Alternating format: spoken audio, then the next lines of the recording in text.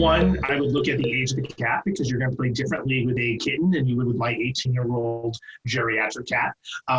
Two, you want to look at what the cat is looking for. So just like there are gregarious people out there who are the light of the party, there are cats who want to be out and about and really be a superstar as far as the social context. And then there are kitties who are more, I want to step back and watch. So the interesting thing with cats is cats communicate very much differently than we do. So we are very forward facing.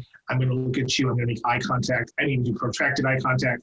Cats are more kind of like look to the side and things like that. So one, not doing things that are weird to them, right? So like extended eye contact is weird to a cat. They don't get it. They think that you're trying to like start something. Forcing them to be held or touched. Cats are not as physical as we are. It doesn't mean that some cats, I have a cat that if you were sitting down, you had a cat on your lap. But there are other cats who are just happy to be in your environment. So one is kind of knowing what your cat likes or doesn't like, and then, simply doing that thing.